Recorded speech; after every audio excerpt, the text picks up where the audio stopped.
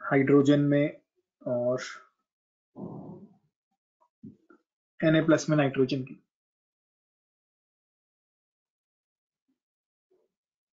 इन सब के oxidation state से एक बार ट्राई करो।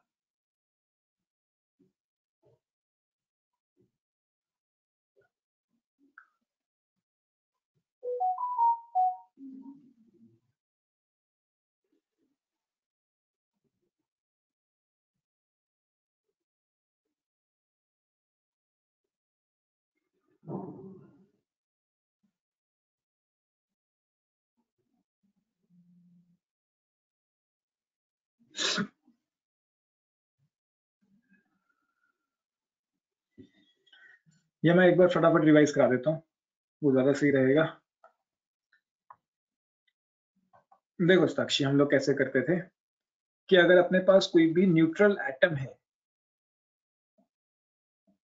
अगर हमारे पास कोई भी न्यूट्रल एटम है जैसे सोडियम, मैग्नीशियम, ठीक है, कैल्शियम, ये सब न्यूट्रल एटम्स हैं, मैंगनीज, तो इन सब की ऑक्सीडेशन स्टेट क्या रहती है, या ऑक्सीडेशन नंबर क्या रहता है, 0। फिर हमने कहा था कि अगर अपने पास कोई होमोएटॉमिक मॉलिक्यूल है, होमोएटॉमिक मॉलिक्यूल, बट वो कैसा होना चाहिए, न्यूट्रल, जैसे H2N2, P4, S8, इन सब का भी ऑक्सीडेशन स्टेट हमने क्या माना था, 0।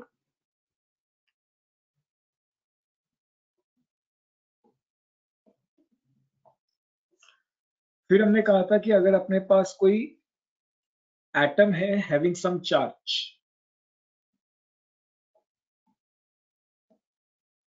एटम हैविंग सम चार्ज, तो जो चार्ज है वही उसका क्या बन जाएगा, ऑक्सीडेशन नंबर। याद है ये या नहीं? जैसे सोडियम आयन है, तो एटम है उसके ऊपर कुछ चार्ज है, तो जो चार्ज है वही उसका क्या बन जाएगा, ऑक्सीडेशन नंबर बन जाएगा। जैसे क्रोमियम +3 की अगर हम बात करें, तो जो +3 वैल्यू मैंने लिखी है यही इसका क्या बन जाएगा, ऑक्सीडेशन नंबर बन जाएगा। यहां तक कोई डाउट? No sir. एंड फिर मॉलिक्यूल्स की बात की थी हमने, कंपाउंड्स की बेसिकली। जैसे अगर अपने पास H2SO4 है, इसके अंदर कोई तुम्हें कहे कि सल्फर का ऑक्सीडेशन स्टेट बताएं, तो इसके अंदर हम कैसे करते थे कि अपने पास 2 हाइड्रोजन है, 1 सल्फर है और 4 ऑक्सीजन है। फिर इसको ओवरऑल चार्ज के वैल्यू के बराबर पुट कर देते थे। ओवरऑल इसके ऊपर कोई चार्ज नहीं दिया, मतलब ये न्यूट्रल है, तो overall it will be 0। Hydrogen का ऑक्सीडेशन स्टेट हमें याद करना था +1, सल्फर का हमने X ले लिया, और ऑक्सीजन का कितना होता है, -2। ऑन सॉल्विंग X की वैल्यू कितनी आ जाएगी, +6। क्लियर? कोई डाउट इसमें? No sir. ठीक ठीक ठीक ठीक। जैसे अगर अमोनियम आयन दिया था हमने, तो अमोनियम आयन में नाइट्रोजन की स्टेट निकालनी थी, तो 1 नाइट्रोजन है, 4 हाइड्रोजन है, ओवरऑल चार्ज +1। अब नाइट्रोजन की ऑक्सीडेशन स्टेट निकालनी है, तो लेट इट बी X, और हाइड्रोजन की तो हमें पता ही है +1। ओवरऑल चार्ज यहाँ पे +1 दिया हुआ था, तो X की वैल्यू कितनी आ जाएगी, -3। बस इतना की चाहिए आगे के चैप्टर के लिए, वो एक्सेप्शनल वाले केसेस हमें नहीं चाहिए इतने। ये नोट करना है, एक बार देख लो अगर नोट करना है तो, नहीं तो फिर शुरू करते हैं।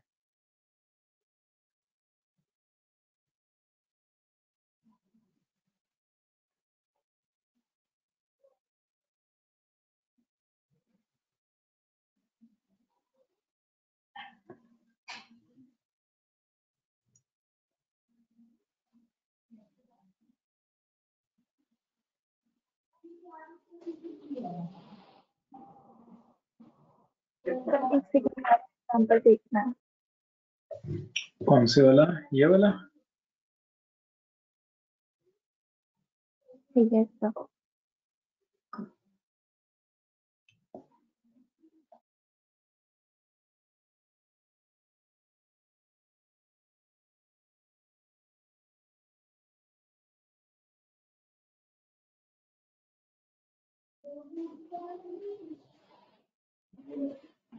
Done. Done.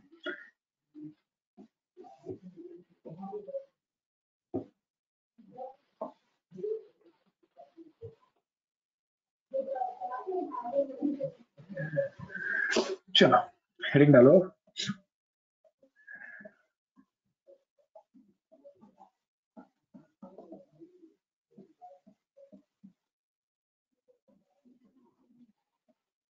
Balancing of redox reactions. देखो, जो हमारे बैलेंसिंग ऑफ रिडॉक्स रिएक्शन है, इसके दो मेथड्स हैं बैलेंसिंग के। एक है आयन इलेक्ट्रॉन मेथड और एक है ऑक्सीडेशन नंबर मेथड। दो मेथड से हम बैलेंसिंग करते हैं।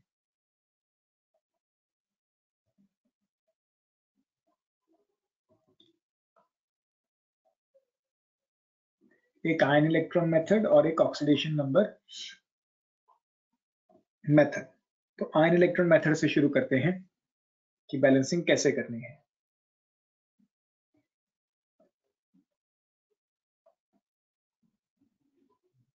Ion electron method. देखो, स्टेप बाय स्टेप समझते हुए चलते हैं। एक एग्जांपल ले लेते हैं बैलेंसिंग के लिए। स्टेप बाय स्टेप समझते हुए चलेंगे। मान लो हमारे पास एक रिएक्शन है MnO4 चार्ज -1 कन्वर्टिंग इनटू, या इससे पहले हेडिंग डाल ली है साक्षी?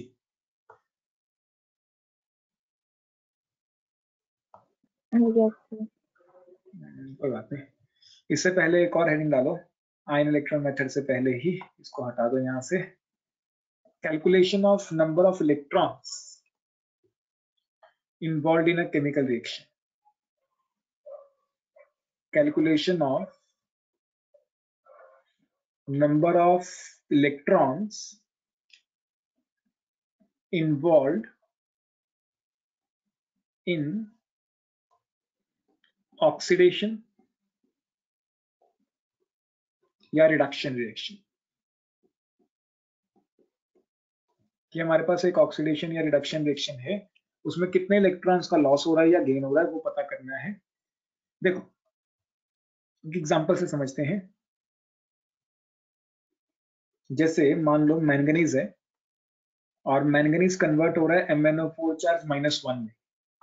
अब हमें पता करना है कि इसमें कितने इलेक्ट्रॉन्स गेन या लूज हो रहे हैं। सबसे पहले तुम क्या करो, यहाँ पे ऑक्सीडेशन स्टेट्स निकाल लो। मैंगनीज की ऑक्सीडेशन स्टेट क्या होगी? यहाँ पे 0, एंड यहाँ पे ऑक्सीडेशन स्टेट क्या आएगी? +7। इस ऑक्सीडेशन स्टेट में कोई डाउट? ठीक है, तो पहला स्टेप क्या रहेगा? Find oxidation states of atoms.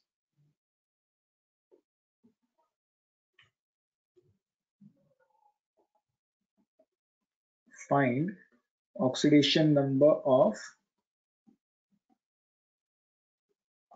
Atoms. फिर सेकंड स्टेप क्या है अपना? Balance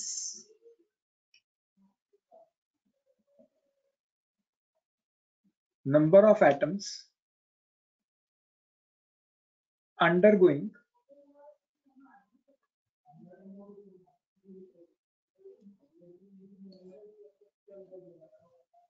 change in oxidation. Balance the number of atoms undergoing change in oxidation number. उन एटम्स को बैलेंस करो जिसमें ऑक्सीडेशन नंबर में क्या आ रहा है? चेंज आ रहा है।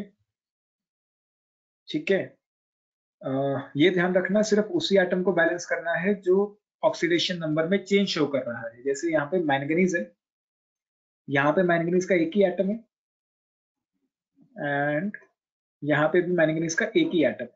यहाँ पे ऑलरेडी बैलेंस है, तो हमें ऐसे बैलेंस करने की जरूरत नहीं है। ठीक है, बस उसी एटम को बैलेंस करना है जिसमें ऑक्सीडेशन नंबर में चेंज आ रहा हो, बाकी किसी एटम को बैलेंस करने की जरूरत नहीं है। फिर थर्ड पॉइंट क्या कहता है, calculate overall oxidation number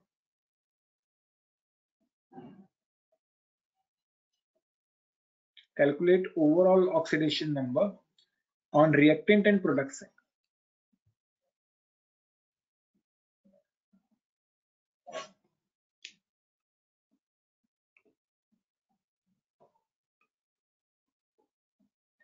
overall oxidation number कैसे निकालना है,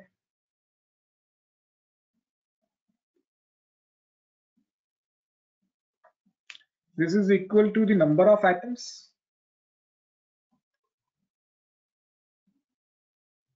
multiplied by oxidation number of one atom.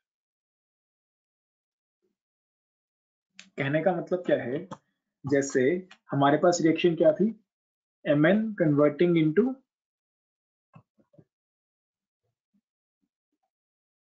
MnO4 charge -1, हमारे पास यही रिएक्शन थी। हमने यहाँ पे मैंगनीज का ऑक्सीडेशन स्टेट निकाला कितना, 0, और यहाँ पे ऑक्सीडेशन स्टेट कितना निकाला, +7, और एटम्स कितने कितने थे, 1 1। तो यहाँ पे ओवरऑल ऑक्सीडेशन नंबर कितना आ जाएगा, 1 इंटू 0 विच विल बी 0, यहाँ पे कितना आ जाएगा, 1 इंटू +7 विच इज +7।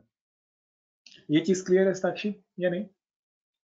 देखो अभी तक हमने क्या किया है, बेसिकली पहले हमने ऑक्सीडेशन नंबर निकाला है, फिर जो एटम का ऑक्सीडेशन नंबर चेंज हो रहा है उसको बैलेंस किया है, फिर हमने क्या किया है, ओवरऑल ऑक्सीडेशन नंबर निकाला है, कैसे, atoms multiplied by the oxidation number of one atom.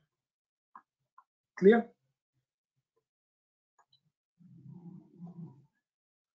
Yes, sir. तो number of electrons involve, number of electrons involved will be higher oxidation number, overall oxidation number minus lower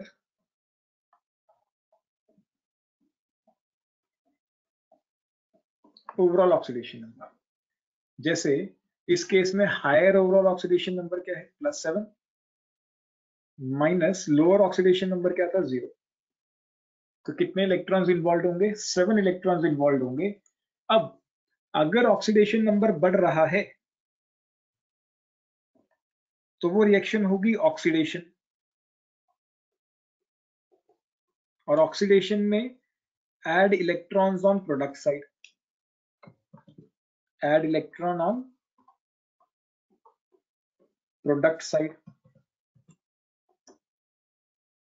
वहीं पे अगर oxidation number कम हो रहा है तो वो reaction कैसी होगी, रिडक्शन, और रिडक्शन में add electrons on reactant side. जैसे ऊपर वाली रिएक्शन में हमने ये पता कर लिया कि 7 इलेक्ट्रॉन्स इन्वॉल्व हैं, हम यहां तक तो पहुंच गए कि 7 इलेक्ट्रॉन्स इन्वॉल्व हैं, और अब हमें ये देखना है कि वो 7 इलेक्ट्रॉन हमें रिएक्टेंट साइड पे ऐड करना है या प्रोडक्ट साइड पे। तो यहाँ पे 0 था ऑक्सीडेशन नंबर, यहाँ पे +7, तो नंबर बढ़ रहा था, नंबर बढ़ रहा था, तो ये ऑक्सीडेशन रिएक्शन है, तो 7 इलेक्ट्रॉन्स हम यहाँ पे ऐड करते हैं प्रोडक्ट साइड पे। क्लियर या नहीं? Yes, sir. ठीक है, एक काम करो, स्टेप्स लिख लो सारे एक बार, कोई डाउट्स, एक दो एग्जांपल और करेंगे तो क्लियर हो जाएगी चीजें। पहले स्टेप्स लिखो एक बार।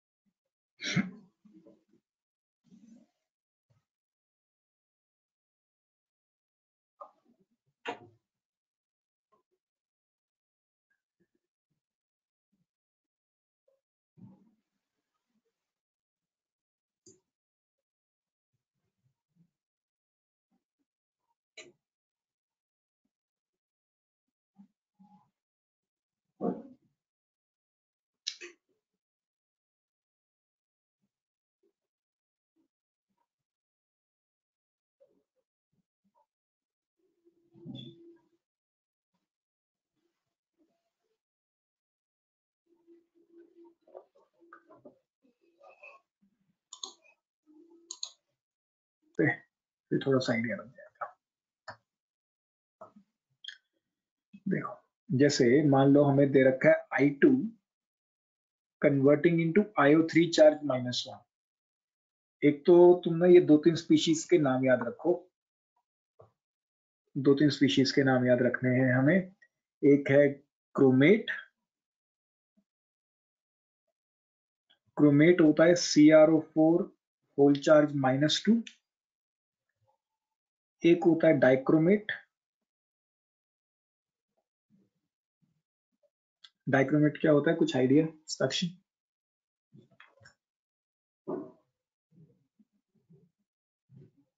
CrO7 whole charge -2। एक होता है परमैंगनेट,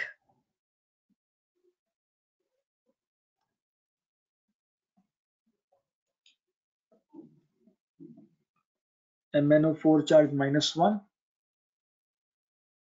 ठीक, और potassium dichromate, potassium chromate, permanganate. एक मैंगनेट भी होता है, मैंगनेट। परमैंगनेट पे -1 है। मैंगनेट का फॉर्मूला एकदम सेम है, बस चार्ज हो जाएगा -2।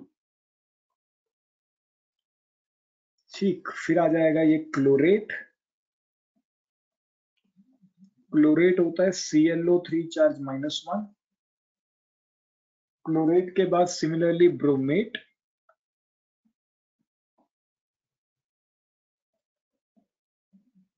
BrO3 charge -1। एंड एक आएगा आयोडेट।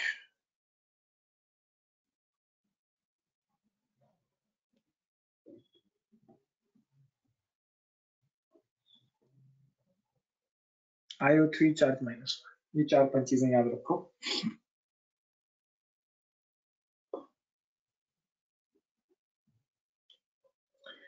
अब देखो, इस सेक्शन में हम बैलेंसिंग देखते हैं कैसे करना है, इलेक्ट्रॉन्स को कैसे देखना है।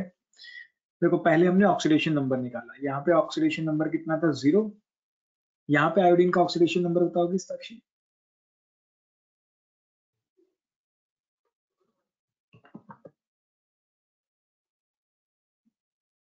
+5। उसके बाद हमने उस एटम को बैलेंस करना है जिसमें ऑक्सीडेशन नंबर में चेंज आ रहा है। यहाँ पे कितने एटम्स थे आयोडीन के, 2। यहाँ पे थे 1। तो इसको बैलेंस आउट करने के लिए हमने यहाँ 2 लगा दिया। ठीक है, एटम्स बैलेंस हो गए। फिर हमने क्या करना होता है, ओवरऑल ऑक्सीडेशन नंबर 2 × 0। यहाँ पे एटम्स कितने आयोडीन के, 2 × +5। ऑक्सीडेशन नंबर बढ़ रहा है तो ऑक्सीडेशन में कितने इलेक्ट्रॉन्स, 10 इलेक्ट्रॉन। बड़ा नंबर 10 माइनस छोटा नंबर। दोबारा समझो, पहले ऑक्सीडेशन स्टेट निकाली, 0 +5। फिर जिस एटम का ऑक्सीडेशन स्टेट चेंज हो रहा है उसको बैलेंस करना है। यहाँ पे 2 आयोडीन थे, यहाँ पे एक ही आयोडीन था, तो हमने यहाँ 2 लगा दिया। फिर ओवरऑल ऑक्सीडेशन स्टेट कैसे निकाली, atoms multiplied by oxidation number of one atom, 2 × 0, 2 × +5। फिर बड़ा नंबर माइनस छोटा नंबर, 10 इलेक्ट्रॉन्स। क्योंकि ऑक्सीडेशन नंबर बढ़ रहा था तो ऑक्सीडेशन है तो इलेक्ट्रॉन्स कहाँ आ जाएंगे, प्रोडक्ट साइड पे आ जाएंगे।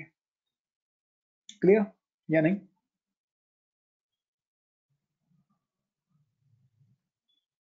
Yes, sir. ठीक है,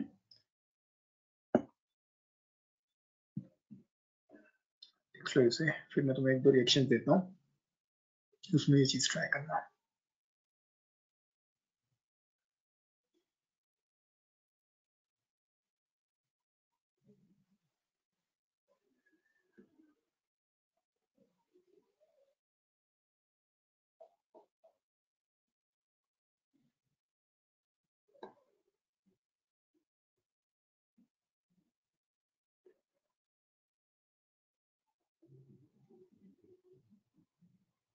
Done.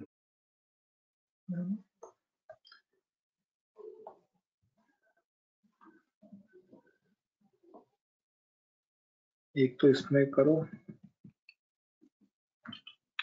फिर इसको ट्राई करना, Cr2 pole 7 charge -2 converting into chromium +3.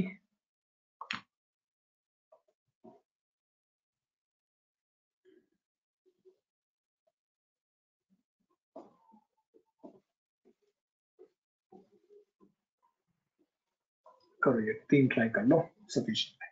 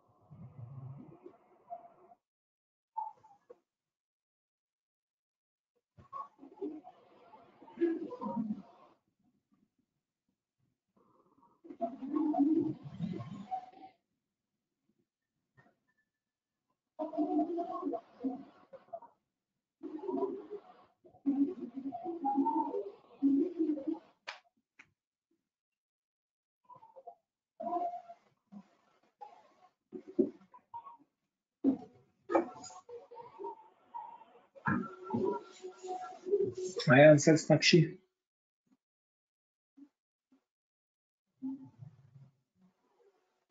अब पहले दोनों हो गए, इसमें दोनों रिडक्शन आ रहे हैं। एक में Cl वाले में +2 इलेक्ट्रॉन्स और Cr2 वाले में +6। 2 इलेक्ट्रॉन्स यहाँ पे आएंगे और यहाँ पे 2Cl माइनस हो जाएगा। इसमें कितने इलेक्ट्रॉन्स? +6। 6। ठीक, एंड इसमें तो ये नहीं किया, कर लिया।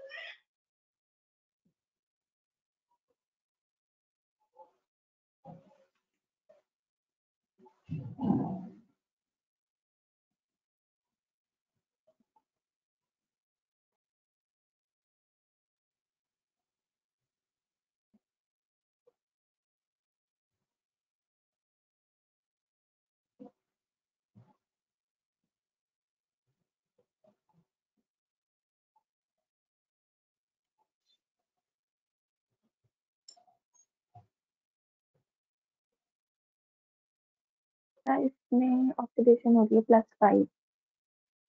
+5। ठीक, चलो अब हम बैलेंसिंग शुरू करते हैं। फिर आयन इलेक्ट्रॉन मेथड से फर्स्ट हेडिंग डाल लेना, balancing using ion electron method.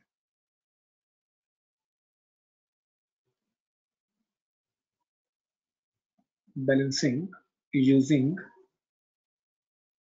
ion electron method। देखो एक हाइपोथेटिकल सी रिएक्शन ले लेते हैं, MnO4 charge -1 plus Cr2O7 whole charge -2 converting into Mn+2 and Cr+3 assuming दोनों ही रिडक्शन हो गई, जस्ट मिनट, दोनों रिडक्शन हो गई, तो Cr+3 यहां करो, फिर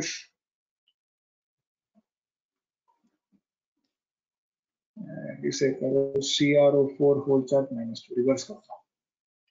मान लो हमें इस रिएक्शन को बैलेंस आउट करना है, ठीक है। तो सबसे पहला स्टेप क्या है, एक बार स्टेप बाय स्टेप समझ लो, सारे स्टेप समझ आ जाएंगे, धीरे धीरे आदत हो जाएगी और रिएक्शन फटाफट बैलेंस होने लगेगी, ठीक है। तो पहला स्टेप क्या है, split the given reaction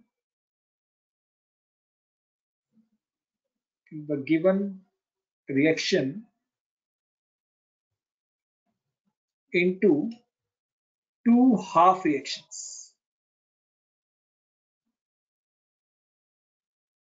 Split the given reaction into two half reactions, one oxidation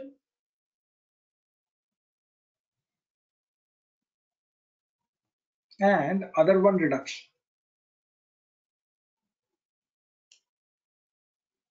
जो तुम्हें रिएक्शन दे रखी है उसको दो हिस्सों में तोड़ दो, उसमें से एक रिएक्शन ऑक्सीडेशन होगी और दूसरी रिएक्शन रिडक्शन होगी। कहने का मतलब क्या है, मैंगनीज वाली रिएक्शन अलग लिख लो, जहां जहां तुम्हें मैंगनीज दिख रहा है वो वाली रिएक्शन अलग कर दो, और जहां जहां तुम्हें क्रोमियम दिख रहा है वो वाली रिएक्शन अलग कर देते हैं।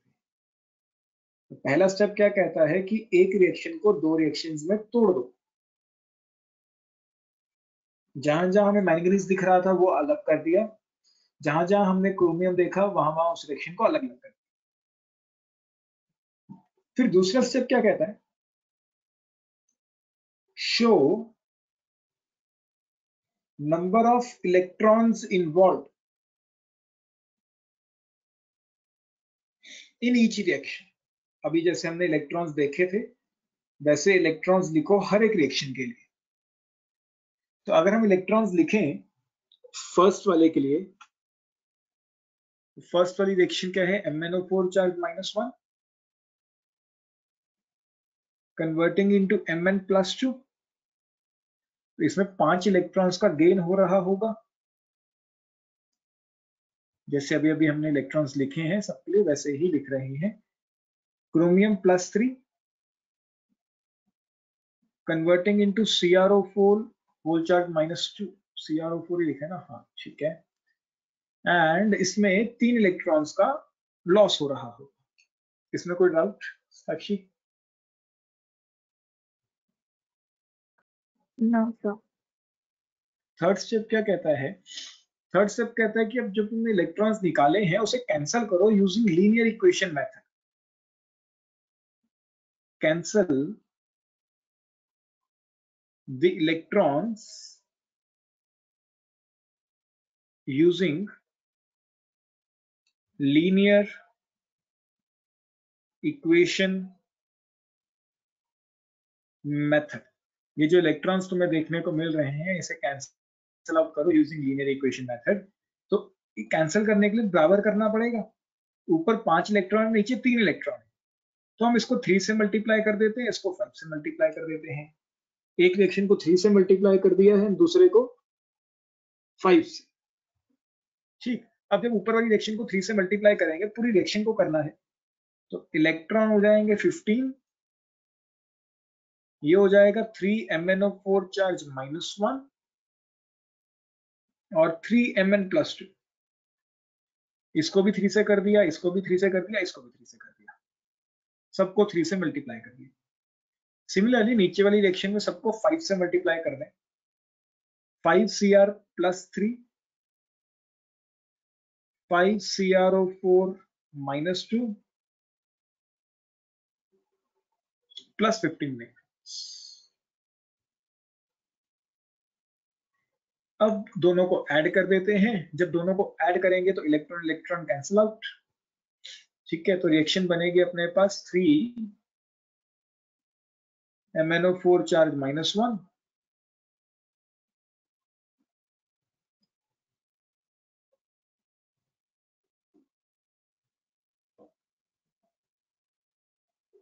यहां तक कोई भी डाउट है साक्षी? एक बार चेक कर लो यहां तक कोई दिक्कत। पहले एक रिएक्शन को 2 रिएक्शन में तोड़ा है, फिर इलेक्ट्रॉन्स शो किए हैं एंड इलेक्ट्रॉन्स को इक्वेट किया है यूजिंग लीनियर इक्वेशन मेथड। ठीक, ठीक है। अब उसके आगे क्या करना है? Fourth step. फोर्थ स्टेप कहता है कि कैलकुलेट। हमें वहां पे स्टेप बाय स्टेप शो नहीं करना है, हम एक ही बार में बैलेंस आउट कर दिया करेंगे 2-3 स्टेप्स में दिखा के। बस ज्यादा स्टेप्स ऐसा भी नहीं कि बिल्कुल ही एक लाइन में खत्म कर देंगे, ऐसा भी नहीं कि बहुत लंबा खींचा करेंगे। ये तो अभी एक बार स्टेप सिखा रहा हूं तो स्टेप बाय स्टेप कर रहे हैं। Calculate overall charge, oxidation number नहीं निकाल रहे हैं, चार्ज निकाल रहे हैं। कैलकुलेट ओवरऑल चार्ज, जो पीछे सीखा था हमने था वो था ओवरऑल ऑक्सीडेशन नंबर। ठीक है, जो ये वाला था ये था ओवरऑल ऑक्सीडेशन नंबर, और अब हम निकाल रहे हैं ओवरऑल चार्ज। दोनों में फर्क है। Calculate overall charge on both reactant side and product side.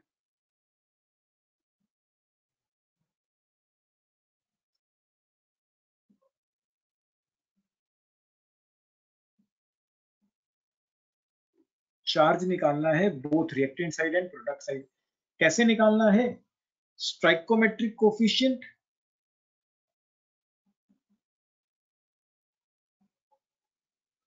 स्ट्राइकोमेट्रिक coefficient multiplied by overall charge, overall charge on substance.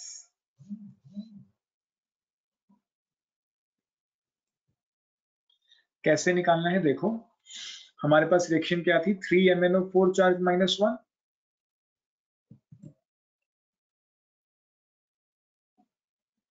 Plus 5 Cr plus 3 converting into 3 Mn plus 2। हमारे पास ओवरऑल रिएक्शन ये बन गई थी। अब हमने ओवरऑल चार्ज कैसे निकालना है? Stoichiometric coefficient 3 multiplied by overall charge -1, और क्या क्या है? 5 मल्टीप्लाइड बाय +3, तो ये आ जाएगा -3 + 15 + 12। तो रिएक्टेंट साइड का चार्ज कितना आ गया? +12। सिमिलरली प्रोडक्ट साइड पे निकाल लो, 3 इंटू +2 प्लस 5 इंटू -2, तो 6 - 10 -4। क्लियर यहां तक? ये स्टेप क्लियर? Yes sir. अब यहाँ पे 2 केस बनेंगे। तुम्हें क्वेश्चन में दिया होगा कि रिएक्शन तुमने एसिडिक मीडियम में बैलेंस करनी है या बेसिक मीडियम। अभी हम एसिडिक सीखते हैं। If reaction is to be balanced,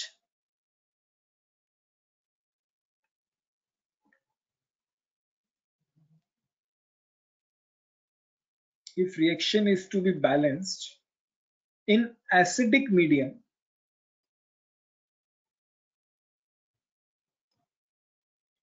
add H+। हमें एसिडिक मीडियम में बैलेंस करना है तो क्या ऐड करना है? H+ ऐड करना है। कहां ऐड करना है? Where charge is more, where charge is less.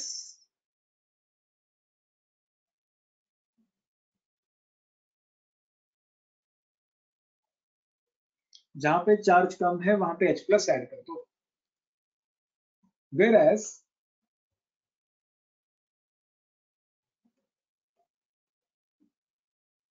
if reaction is to be balanced in alkaline medium, तुम्हें क्वेश्चन में दिया होगा कि तुम्हें कौन से मीडियम में बैलेंसिंग करनी है। अगर रिएक्शन को अल्कलाइन मीडियम में बैलेंस करना है तो ऐड OH माइनस,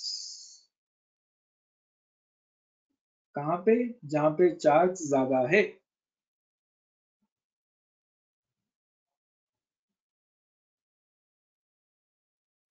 देखो सीधी सी बात है, इसको याद करने का एक तरीका है। H प्लस क्या करेगा, चार्ज को बढ़ाएगा। चार्ज को बढ़ाएगा तो ये वहां ऐड करना है जहां चार्ज कम है, ताकि चार्ज को बढ़ा के बराबर किया जा सके। whereas OH माइनस के ऊपर नेगेटिव चार्ज है, नेगेटिव चार्ज है तो मतलब ये चार्ज को कम करेगा। कम करेगा मतलब ये वहां ऐड करना है जहां चार्ज ज्यादा है, ताकि उसको कम किया जा सके। आ रहा है समझ साक्षी? H प्लस चार्ज को बढ़ाएगा तो वहां ऐड करना है जहां चार्ज कम है एंड हमें बढ़ाने की जरूरत है। OH माइनस नेगेटिव चार्ज है तो चार्ज को कम करेगा तो वहां ऐड करना है जहां चार्ज ज्यादा है, ताकि चार्ज को कम किया जा सके। क्लियर? ठीक है। एंड कितने H प्लस या OH ऐड करने हैं, नंबर ऑफ H प्लस और OH माइनस रिक्वायर्ड। थोड़ा लंबा लग रहा होगा बैलेंसिंग, अभी जब ट्राई करोगे ना तो हो जाएगा, इजी है। नंबर ऑफ H प्लस या OH minus required is equal to higher charge minus lower charge. Higher charge minus lower charge. Higher charge value कितनी थी अपने पास, +12, बड़ी वैल्यू माइनस छोटी वैल्यू। बड़ी वैल्यू क्या थी, +12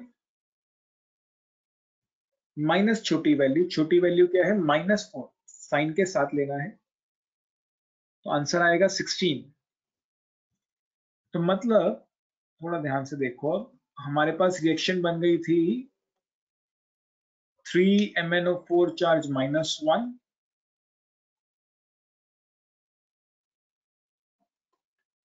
plus 5Cr +3 gives 3Mn+2 plus 5CrO4 whole charge -2। ये रिएक्शन थी। हमने देखा था कि यहां चार्ज आ रहा है +12 और यहां चार्ज आ रहा था -4। अगर हमें एसिडिक मीडियम में बैलेंस करना है, मान लो ये बैलेंसिंग हम एसिडिक मीडियम में कर रहे होते, तो हमें 16H+ ऐड करने हैं जहां पे चार्ज कम है। क्लियर या नहीं, कोई डाउट? No sir. ठीक है, बस हमने क्या किया, बड़ा चार्ज माइनस छोटा चार्ज, 16 वाला आंसर आया, 16H+ ऐड कर दिया जहां चार्ज कम है। लास्ट स्टेप इस बैलेंसिंग का, फिफ्थ के बाद सिक्स्थ, बैलेंस हाइड्रोजन। अब हाइड्रोजन को बैलेंस करना है, कैसे बैलेंस करना है, using water molecules, using H2O molecules. अब देखो हाइड्रोजन कितने थे यहाँ पे, एक भी नहीं। रिएक्टेंट साइड पे एक भी हाइड्रोजन नहीं है। प्रोडक्ट साइड पे अगर हम देखें तो 16H+ है। 16H+ हैं तो हमें यहाँ पे 8 वाटर मॉलिक्यूल्स ऐड कर देने चाहिए ताकि हाइड्रोजन बैलेंस हो जाए। एक वाटर मॉलिक्यूल में 2 हाइड्रोजन है, तो 16 हाइड्रोजन के लिए हमने यहाँ पे क्या किया, 8 वाटर मॉलिक्यूल्स ऐड कर दिए। कोई डाउट? No sir.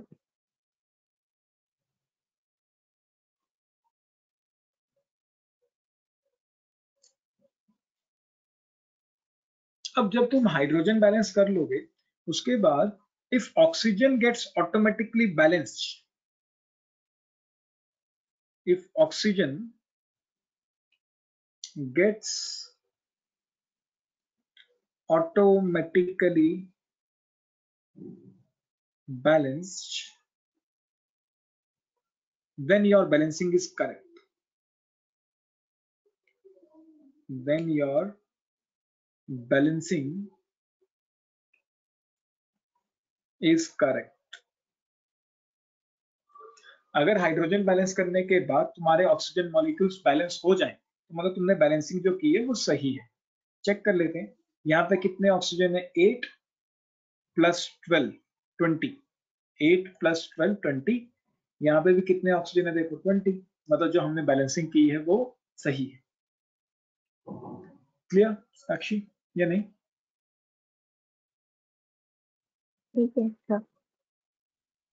अगर हमें यही रिएक्शन बेसिक मीडियम में बैलेंस आउट करनी होती तो हम OH- ऐड कर देते बस H+ की जगह। कितने 16, नंबर सेम रहेगा, बड़ा वैल्यू माइनस छोटी वैल्यू। 16 OH- ऐड करते, लेकिन वहां पे ऐड करते जहां चार्ज ज्यादा है। ठीक है, तो फिर वो यहाँ पे ऐड हो जाते 16 OH- plus 3 MnO4 charge minus,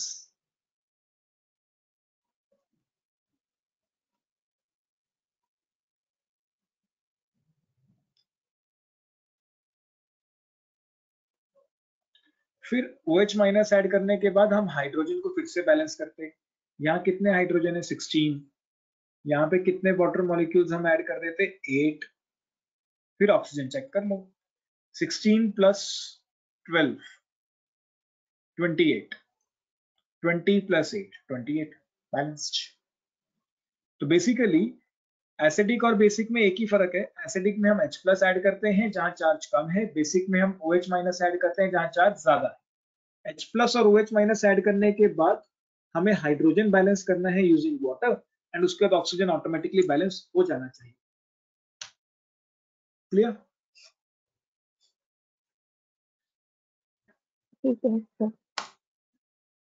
note करो इसे स्टेप बाय स्टेप।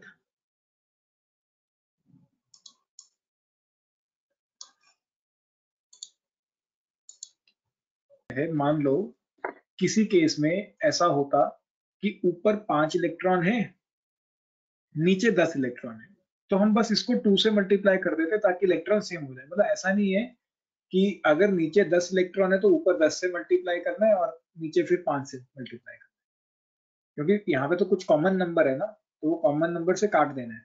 3 और 5 में तो कोई कॉमन है नहीं, तो कटेगा नहीं, ये तो ऐसे कैंसिल आउट कर देना है। समझ आया या नहीं? ठीक है सर। ठीक है, ये थोड़ा ध्यान रखना कि बड़ा नंबर से मल्टीप्लाई नहीं करना है, छोटे से छोटे नंबर से मल्टीप्लाई करना है ताकि इलेक्ट्रॉन्स को बराबर किया जा सके।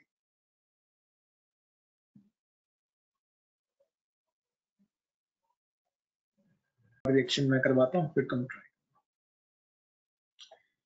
देखो, मान लो हमें रिएक्शन बैलेंस करनी है I2 plus MnO4 charge -1 gives IO3 charge -1 plus Mn+2। Assume कि हमें इस रिएक्शन को बैलेंस आउट करना है, तो जहां जहां मुझे आयोडीन दिख रहा है उसको अलग कर लेता हूं।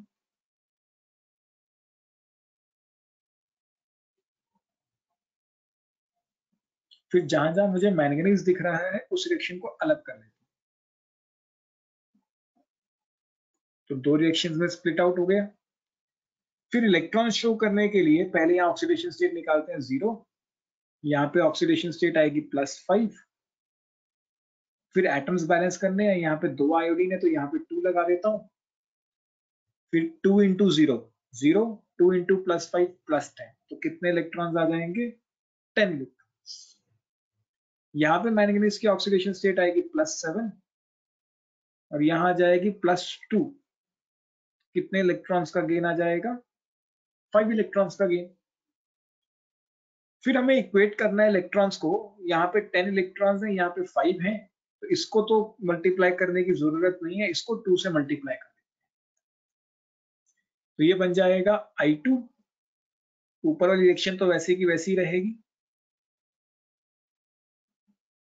और नीचे वाली रिएक्शन को हमने 2 से मल्टीप्लाई किया है, तो ये बन जाएगा 10 electrons plus 2 MnO4 charge -1 gives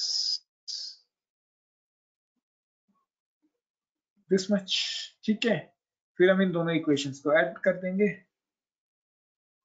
बस जैसे मैं लिख रहा हूं तो पेपर में भी ऐसे ही शो करना है, कोई स्टेप लिख के नहीं दिखाना कि क्यों किया है ऐसा, बस ऐसे ऐसे ही करते रहो एंड वो ऑटोमेटिकली अंडरस्टूड होती है चीज। तो 10 इलेक्ट्रॉन कैंसल, तो ये बनेगा I2 plus 2 MnO4 charge -1। Reactant में रिएक्टेंट ऐड करना है, प्रोडक्ट में प्रोडक्ट्स ऐड करने हैं।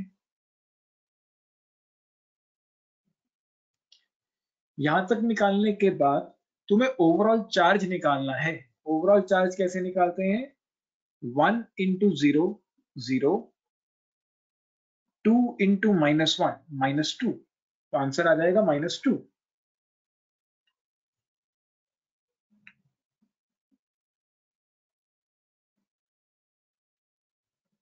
सिमिलरली ये काम हम प्रोडक्ट साइड के लिए कर लेते हैं। 2 इंटू -1 -2,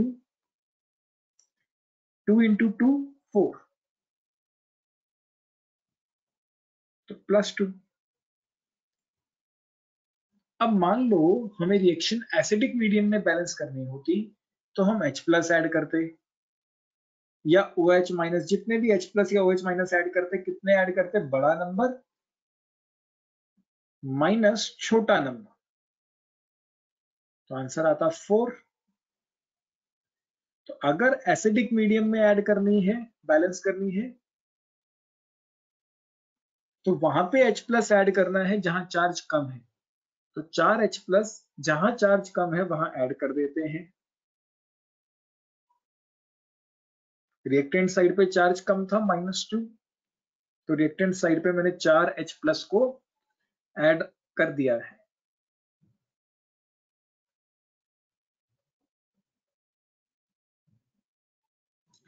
अब हाइड्रोजन को बैलेंस आउट करना है यूजिंग वाटर। यहाँ कितने हाइड्रोजन है? 4। इस साइड एक भी हाइड्रोजन नहीं है, तो यहाँ पे 2 वाटर मॉलिक्यूल्स ऐड कर देते हैं। सिमिलरली अब ऑक्सीजन चेक कर लो पहले। ऑक्सीजन चेक कर लो, तो यहाँ 8 ऑक्सीजन है, 6 + 2 8, तो बैलेंस्ड। सिमिलरली अगर तुम्हें बेसिक मीडियम में बैलेंसिंग करनी थी, तो तुम्हें OH- ऐड करना है जहां चार्ज ज्यादा है, मतलब प्रोडक्ट साइड पे 4 OH- को ऐड करना पड़ता।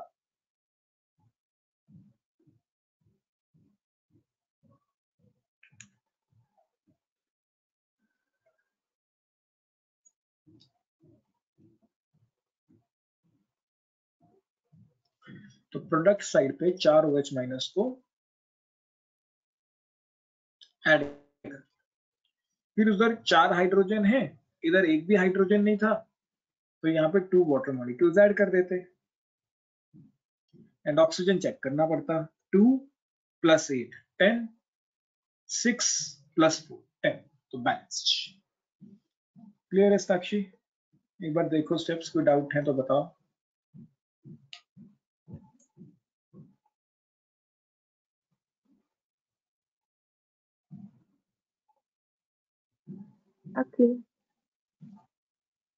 क्लियर? करो, नोट करो एक बार, फिर अगला क्वेश्चन तुम ट्राई करना।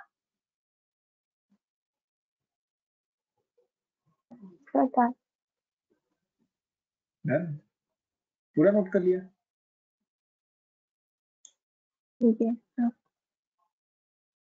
ठीक, इस क्वेश्चन को ट्राई करो अब। Cr2O7 whole charge -2 plus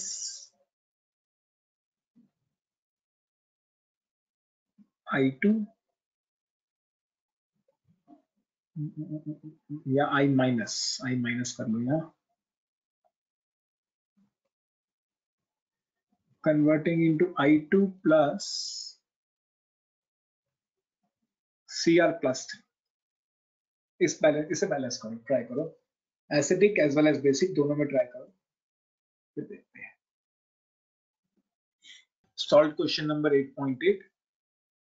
देखो क्वेश्चन क्या कह रहा है, राइट द नेट इक्वेशन। जब भी तुम्हें इक्वेशन लिखनी है तो बैलेंस इक्वेशन लिखनी है for the reaction of potassium dichromate. अब ये क्या कह रहा है कि पोटेशियम डाइक्रोमेट है, पोटेशियम डाइक्रोमेट का फॉर्मूला क्या होता है, K2Cr2O7। अब देखो मुझे कैसे पता चला पोटेशियम डाइक्रोमेट का फॉर्मूला क्या बनेगा, पोटेशियम की वैलेंसी +1 होती है एंड डाइक्रोमेट हमने याद किया है Cr2O7 होल चार्ज -2, तो ये क्रिस क्रॉस करके ये बन जाएगा K2Cr2O7। तो पोटेशियम डाइक्रोमेट को हमने ट्रीट किया किसके साथ, सोडियम सल्फाइड, और सोडियम सल्फाइड का फॉर्मूला हमें वैसे भी याद होना चाहिए Na2SO3। In acidic solution, acidic solution क्या बता रहा है कि जो तुम्हें बैलेंसिंग करनी है वो एसिडिक मीडियम में करनी है। यहां से क्या पता चल रहा है कि जो हमें बैलेंसिंग करनी है वो एसिडिक मीडियम में करनी है टू गिव क्रोमियम 3 आयन। हमें क्या क्या मिला, chromium 3 ion and sulphate ion.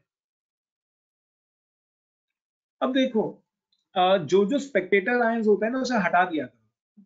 जैसे पोटेशियम यहाँ पे है लेकिन प्रोडक्ट साइड पे पोटेशियम है ही नहीं, ठीक है ना, पोटेशियम रिएक्टेंट साइड पे तो है लेकिन प्रोडक्ट साइड पे है ही नहीं, तो मतलब ये स्पेक्टेटर आयन है, इसको हटाना पड़ेगा, Spectator ion. Similarly sodium reactant side पे तो है लेकिन प्रोडक्ट साइड पे है ही नहीं, तो मतलब ये भी क्या है अपने लिए स्पेक्टेटर आयन है और हमें इसे भी हटाना होगा। तो अपना स्पेक्टेटर आयंस को हटाना, उसके बाद एक रिएक्शन लिख देना है, रिमूविंग स्पेक्टेटर आयंस। जो रिएक्शन में प्रेजेंट हैं लेकिन रिएक्शन में पार्ट नहीं ले रहे हैं, ऐसे आयंस को हमने क्या बोला था, स्पेक्टेटर आयन। जैसे यहाँ पे पोटेशियम और सोडियम रिएक्टेंट साइड पे तो है, प्रोडक्ट पे है ही नहीं। अगर प्रोडक्ट में होते भी तब भी हम इसे हटा देते क्योंकि इसकी वैलेंसी चेंज ना हो रही होती। अगर वैलेंसी चेंज नहीं हो रही है तो मतलब वो स्पेक्टेटर आयन है, तो उसको हटा दो। आफ्टर रिमूविंग दीज आयंस ये रिएक्शन कुछ इस फॉर्म में कन्वर्ट हो जाएगी। यहां तक कोई डाउट?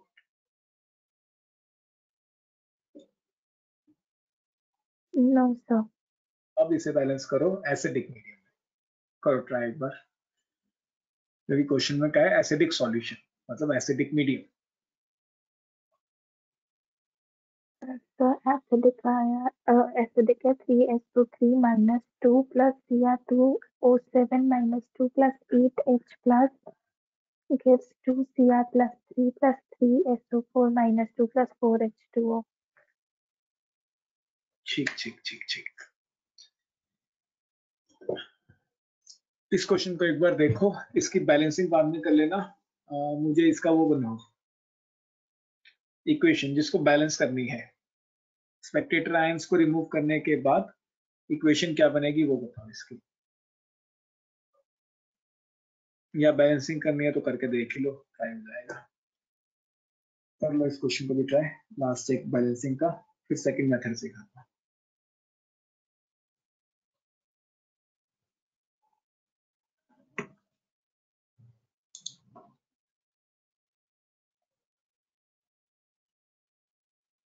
सर इक्वेशन ठीक नहीं आ रही। नहीं आया बैलेंसिंग, कहां तक पहुंचे? सर मैंने पूरा सॉल्व कर लिया पर फिर ओ बैलेंस नहीं हो रहा है। फोटो भेजो एक बार, देख मैं बताता हूँ कहाँ गलती हुई है। भेजो एक बार कि कहाँ तक किया है।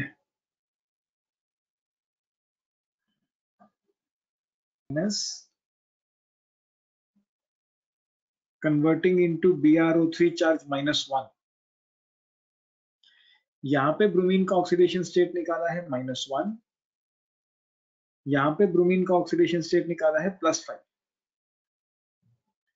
अब इलेक्ट्रॉन्स हम कैसे निकालते हैं? बड़ी वैल्यू माइनस छोटी वैल्यू। बड़ी वैल्यू कितनी है? +5 माइनस छोटी वैल्यू, तो इलेक्ट्रॉन्स कितने आएंगे? 6। तुमने यहाँ 4 लिखे हैं, आई थिंक सो, हाँ 4 लिखे हैं। क्लियर साक्षी?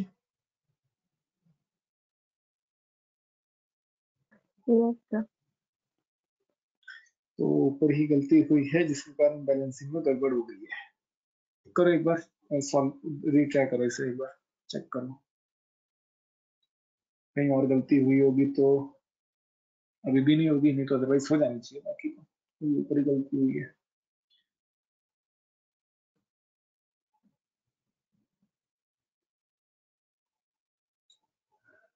माइनस के साथ लेना है इसे, मतलब जब बड़ी वैल्यू माइनस छोटी वैल्यू करते हैं इस चैप्टर में, तो माइनस का साइन अगर है तो वो साथ में जाएगा।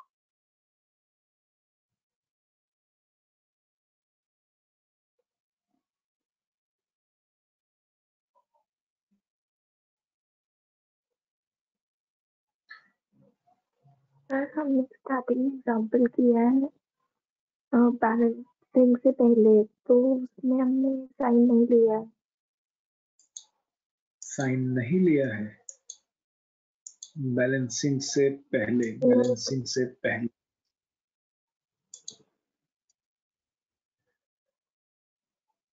कौन से वाला बच्चे?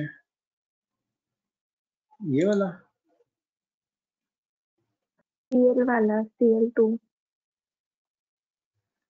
Cl2 वाला।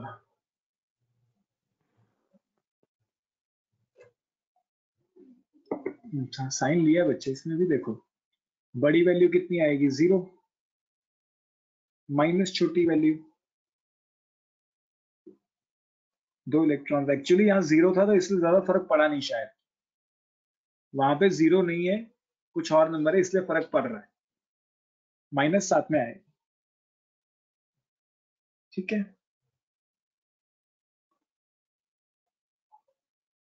ठीक है सर। जब इलेक्ट्रॉन्स निकालते हैं तब भी, एंड जब हम ओवरऑल चार्ज निकालते हैं नीचे तब भी, दोनों टाइम माइनस साथ में आएगा अगर माइनस है तो। हमने यहाँ पे भी तो देखा था, देखो कौन सी इक्वेशन थी ये वाली में? अच्छा यहाँ पे भी 0 था, ओके, तभी फर्क नहीं पड़ा, अदरवाइज फर्क पड़ता। ठीक ठीक ठीक, कोई बात नहीं, करो ट्राई करो।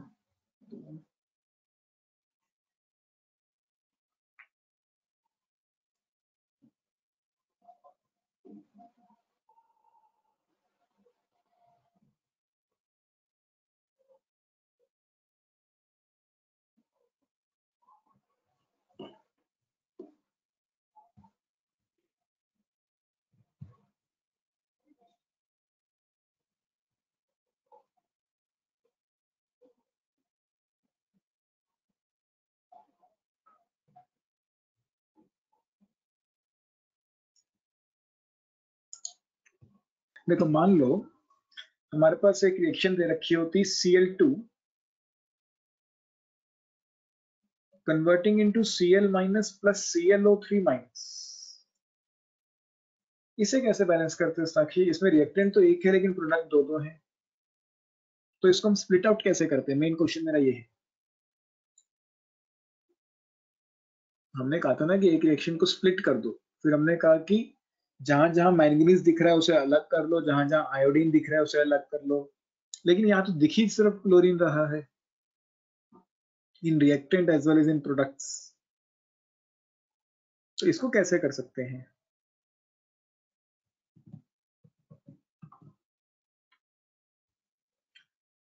देखो ऐसे रिएक्शंस में जब स्प्लिटिंग करोगे तो रिएक्टेंट सेम रखो। एक बार क्लोरीन को कन्वर्ट कर दिया किसके अंदर? Cl माइनस के अंदर, और एक बार हम क्लोरीन को कन्वर्ट कर देंगे ClO3 -1 के अंदर। सिंपल सा है, रिएक्टेंट सेम रहेगा दोनों केसेस में, प्रोडक्ट एक में Cl माइनस आ जाएगा, एक में ClO3 माइनस आ जाएगा। यहाँ ऑक्सीडेशन स्टेट 0 है, यहाँ ऑक्सीडेशन स्टेट -1 है, एटम्स बैलेंस किए एंड फिर -2 हो जाएगा, तो 2 इलेक्ट्रॉन्स का गेन। यहाँ ऑक्सीडेशन स्टेट 0 है, यहाँ ऑक्सीडेशन स्टेट +5 आएगी, एटम्स बैलेंस किए, 10 इलेक्ट्रॉन का लॉस। फिर इलेक्ट्रॉन्स इक्वेट करने के लिए मल्टीप्लाइड बाय 5 से मल्टीप्लाई करके सीधा सीधा ऐड कर देंगे, तो ये बन जाएगा 5Cl2। देखो ऊपर वाली रिएक्शन बन जाएगी 5Cl2 गिव्स 10Cl माइनस, और नीचे वाली इक्वेशन क्या बनेगी, इसको तो हमने मल्टीप्लाई नहीं किया, तो ये तो एज इट इज रहेगी।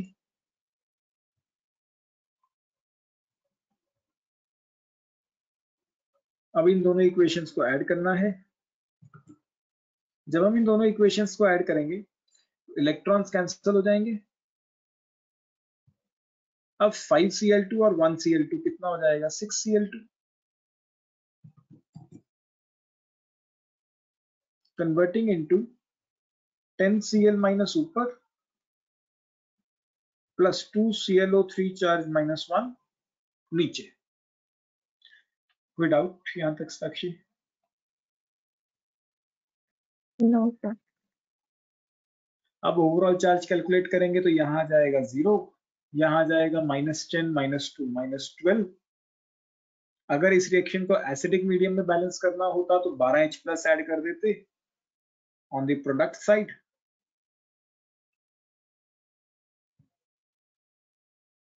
अच्छा, अब ऐसा नहीं करना कि भाई 2 से काट देते हैं सबको, ऐसे नहीं काटना, ठीक है? यहाँ पे ऐसे काटने वाला कोई सिस्टम नहीं है। तो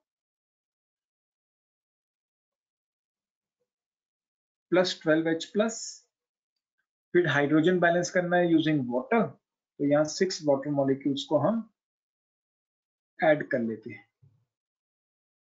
वेयर एज अगर हमें यही रिएक्शन बेसिक मीडियम में बैलेंस आउट करनी होती, बेसिक मीडियम के अंदर हम 12OH- यहाँ पे ऐड कर देते,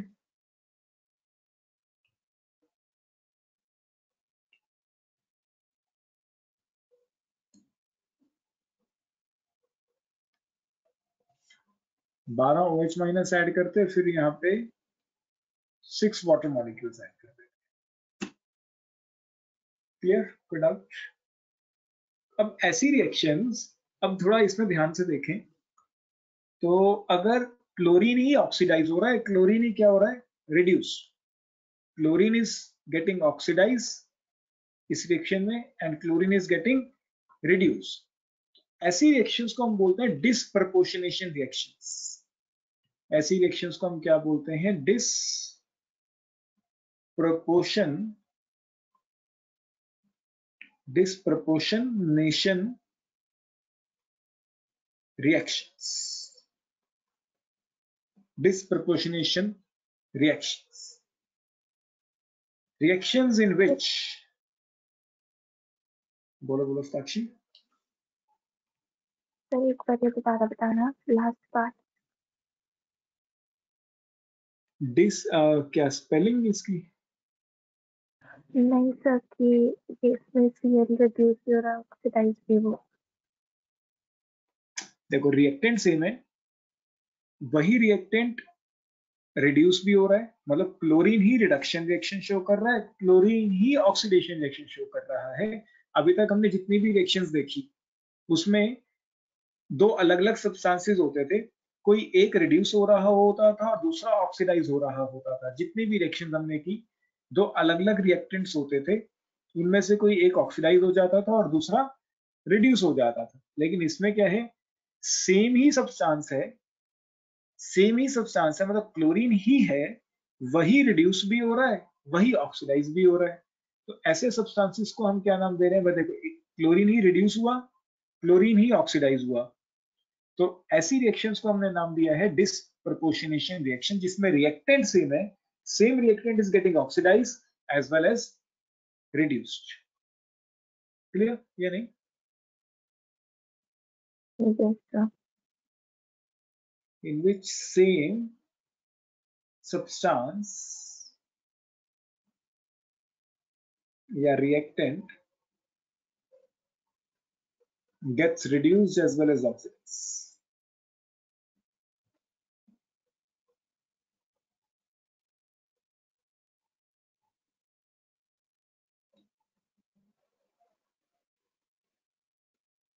सेम सब्सटेंस से रिड्यूस भी हो जाएगा और ऑक्सीडाइज भी हो जाएगा।